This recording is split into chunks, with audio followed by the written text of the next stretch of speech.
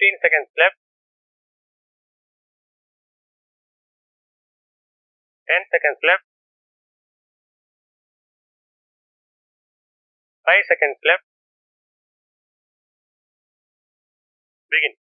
மாண்புமிகு பேரவைத் தலைவர் அவர்களே, இந்த ஆண்டிற்கான வரவு செலவு திட்ட பொது விவாதத்தில் எதிர்க்கட்சித் தலைவர் என்ற முறையில் எனது கருத்துக்களை முன்வைக்க கடமைப்பட்டுள்ளேன். குறிப்பாக 1-2 துறைகள் குறித்து சிறிது விளக்கமாக குறிப்பிட விரும்புகிறேன். மற்ற துறைகள் குறித்து எங்கள் கட்சி சார்பாக உள்ள கருத்துக்களை மற்றொரு சந்தர்ப்பத்தில் தெரிவிக்க விரும்புகிறோம். அந்த துறைகளுக்கான மானிய கோரிக்கைகள் அவை முன் வரும்போது எங்கள் கட்சியின் சார்பில் உறுப்பினர்கள் கருத்துக்களை முன்வைப்பார்கள் என்பதை இந்த சந்தர்ப்பத்தில் தெரிவித்துக் கொள்ள கடமைப்பட்டுள்ளேன். முதற்கண் பள்ளி கல்வித்துறை குறித்து 1-2 கருத்துக்களை குறிப்பிட விரும்புகிறேன்.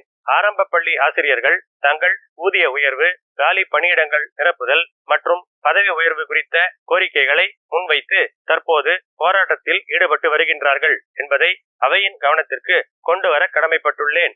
ஏற்கனவே பல காலமாக அவர்கள் கோரிக்கைகள் வைத்து நிறைவேறவில்லை.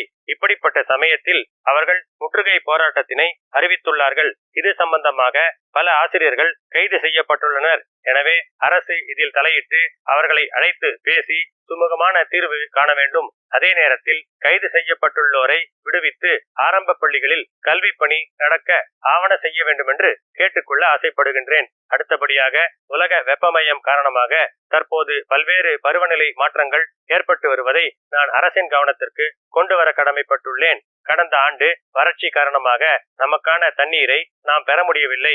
எனினும் நமது அண்டை மாநிலத்தில் இப்போதுள்ள அதிக மழை காரணமாக மேட்டூர் அணை நிரம்பக்கூடிய நிலை ஏற்பட்டுள்ளது என்பதை சுட்டிக்காட்ட விரும்புகிறேன். ஆகவே பாசனத்திற்காக உடனே காவிரி நீரை திறந்து விட வேண்டும் என்று நான் அரசை கேட்டுக்கொள்ள கடமைப்பட்டுள்ளேன். அதே நேரத்தில் டெல்டா பகுதிகளில் கால்வாய் தூர்வாரும் பணி இயந்திரங்கள் மூலம் செய்யப்பட்டு வருகிறது.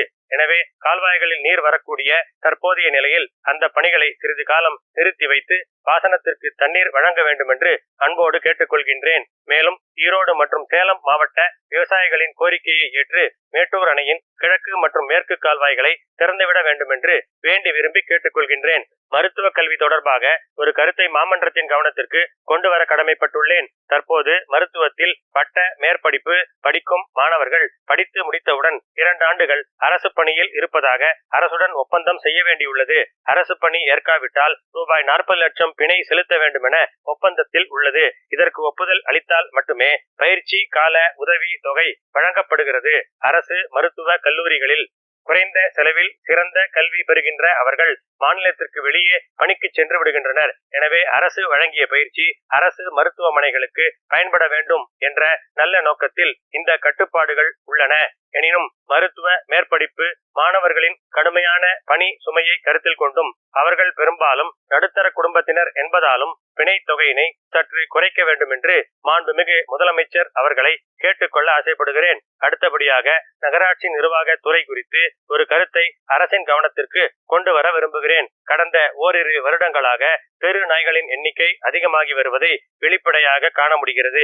முன்பு நகராட்சிகளின் சார்பில் தெரு நாய்கள் பிடித்து செல்லப்பட்டு கருத்தடை சிகிச்சைக்கு பிறகு அவை திரும்ப அனுப்பப்படும். இத்தகைய நடவடிக்கைகள் தற்போது கைவிடப்பட்டுள்ளதாக அறிகிறேன். கடந்த சில மாதங்களாக சென்னை மட்டுமல்லாது பிற நகரங்களிலும் சாலைகளில் நடந்து செல்வோரை தெருநாய்கள் கடிக்கக்கூடிய நிகழ்வுகளை பார்க்கின்றோம். குறிப்பாக குழந்தைகள் மற்றும் முதியோர்கள் இதில் அதிகமாக பாதிக்கப்பட்டு தொற்று நோய் பரவும் அபாயம் ஏற்படுகிறது என்பதை அரசின் கனிவான கவனத்திற்கு கொண்டு வருகின்றேன். நகர்பகுதிகளில் கால்நடைகளை வளர்ப்போர் கவனக்குறைவால் அவற்றை சாலைகளில் அலைய விடுகின்றனர். இதன் காரணமாக போக்குவரத்து நெரிசலும் கால்நடைகள் தாக்கி பலர் காயப்படும் நேர்வுகளும் ஏற்படுகின்றன.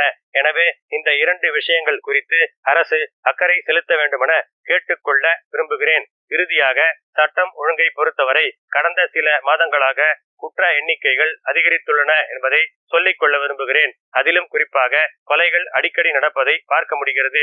இதில் ஈடுபடுகின்ற குற்றவாளிகள் பெரும்பாலும் இளைஞர்கள் என்பதை சுட்டிக்காட்ட விரும்புகிறேன். இது சம்பந்தமாக மற்றொரு விஷயத்திலும் அரசு அக்கறை செலுத்த வேண்டும் என்று கேட்டுக்கொள்கின்றேன். கடந்த சில வருடங்களாக வேலை வாய்ப்பற்ற இளைஞர்கள் போதை பழக்கத்திற்கு அடிமையாகி குற்றச்சம்பவங்களில் ஈடுபடுகின்றனர். எனவே குற்றங்களை குறைக்க வழிவகை செய்ய வேண்டும் என்று கேட்டுக்கொள்ள ஆசைப்படுகிறேன். அதே நேரத்தில் போதைப் பொருள்களை அறவே ஒழிக்க நடவடிக்கை எடுக்க வேண்டும் என்றும் நான் அரசை வேண்டி விரும்பி கேட்டுக்கொள்கிறேன். குற்றங்களுக்கு உடனே தண்டனை பெற்றுத்தர ஏதுவாக நீதிமன்றங்களின் எண்ணிக்கையையும் அதற்கேற்றவாறு உயர்த்த வேண்டும் என கேட்டுக்கொள்கின்றேன். உடனுக்குடன் தண்டனை கிடைத்தால்தான் குற்றச் செயல்கள் குறையும் என்று குறிப்பிட விரும்புகிறேன். மாண்புமிகு பேரவை தலைவர் அவர்களே, வரவு செலவு திட்ட பொது விவாதத்தில் இந்த அளவு பேச வாய்ப்பளித்ததற்கு நன்றி கூறி இத்துடன் உரையை நிறைவு செய்கிறேன். வணக்கம்.